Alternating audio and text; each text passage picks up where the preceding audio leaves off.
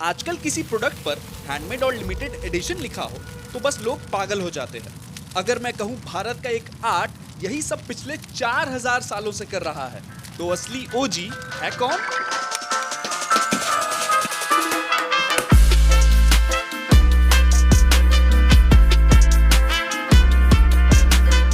वैसे तो डोकरा का प्रमाण हमें प्रत्यक्ष रूप से मोहनजोदाड़ो हड़प्पा के मूर्तियों में मिलता है, जिसमें से डांसिंग गर्ल जो कि नेशनल म्यूजियम में रखी हुई है वह मूर्ति ढोकरा ही पैटर्न से बनी हुई है, जिसे वैक्स लॉस्ट मेथड कहते हैं। डोकरा अपनी यूनिक हैंडमेड आइडेंटिटी के लिए जाना जाता है और बस्तर का डोकरा आज आर्ट मार्केट में इसलिए बूम कर रहा है क्योंकि कलेक्टर्स इसे लॉन्ग टर्म इन्वेस्टमेंट आर्ट के रूप में देखने लगे हैं। जितनी भी हस्तशिल्प वाली वस्तुएं होती हैं वो खर्च नहीं होती है, जो मशीनें से बनी हुई चीज़ होती है वो खर्च होती है।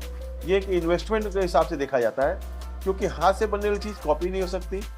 जो भी रहेगा एक ही पीस रहेगा।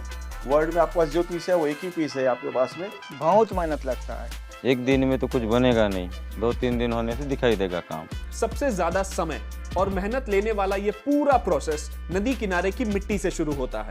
पहले इसी मिट्टी से एक मॉडल का ढांचा तैयार किया जाता है। इस ढांचे को 2 से 3 दिन तक धूप में सुखाया जाता है। सूखने के बाद इस पर मिट्टी की एक और लेयर चढ़ाई जाती है और फिर शुरू होती है डोकरा की सबसे जटिल और कलात्मक मोम की प्रक्रिया।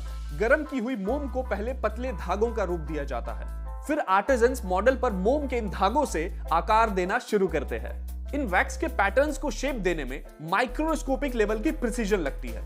एक एक लाइन उन हाथों की विरासत को दोहराती है जो सदियों से इस आर्ट को जिंदा रखे हुए है।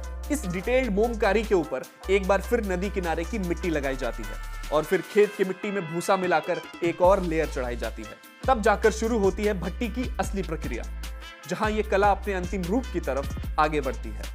हम लोग पीतल लाते हैं बर्तन दुकान से, टुकड़ा टुकड़ा करते हैं हथौड़ी के साथ, फिर मिट्टी का कटोरी बनाते हैं। हम लोग कटोरी में पीतल डालते हैं, सामान के फिर जॉइंट कर देते हैं मिट्टी के साथ और उसमें भट्टी में डाल देते हैं उसको। फिर उसके बाद हम लोग पंखा घुमाते हैं पीतल बनाने के लिए। हम लोग फिर जो है ना चिमटा से उसको हिलाते हैं, पानी टाइप का लगता है, तब जाकर हम लोग पलटा देते हैं उसको। वो ठंडा होने के बाद फोड़ते हैं। इतना लंबा प्रोसेस, इतनी मेहनत, फिर भी बिजनेस और डिजाइन एक्सपोजर ना होने की वजह से आर्टिजन्स अपने ही आर्ट पीसेस बनाने के लिए मेटल तक अफोर्ड नहीं कर पाते थे।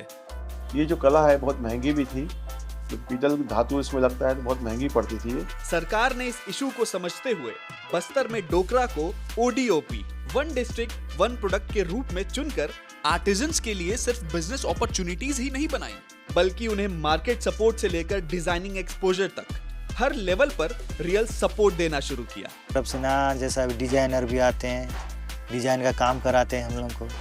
हम लोग से थोड़ा सीखने भी होता है और थोड़ा बहुत हम लोग को थोड़ा जानकारी भी अच्छा से होता है। तो इस हिसाब से सरकार भी ना बहुत हम लोग को ना सुविधा कराती है। कभी नया मॉडल निकला है, जो मूर्ति बनाते हैं, हाथी घोड़ा बनाते हैं, दुनिया भर बनाते हैं, अधिक सीख गए हैं। बस्तर ढोकरा को ODOP मिलना एक सराहनीय कदम है और यह एक उचित सम्मान मिला है हमारे आर्टिस्टों को। GST 2.0 से डोकरा पर लगने वाला 12% टैक्स सिर्फ 5% कर दिया गया और इस बदलाव ने सच में आर्टिजन्स का पूरा बोझ हल्का कर दिया। सीधा 7% का भाग पड़ना इसकी लागत को बहुत कम करता है और जो डिमांड रुक गई थी वो वापस उसमें एक बहुत अच्छी बढ़ोतरी हुई है, जो कि बस्तर के कारीगरों को एक बहुत अच्छा अवसर प्रदान करेगी। ये क्राफ्ट 4000 साल पहले भी आइकॉनिक थी और आज भी आइकॉनिक है। सो अब समझ आया ना असली ओजी कौन है?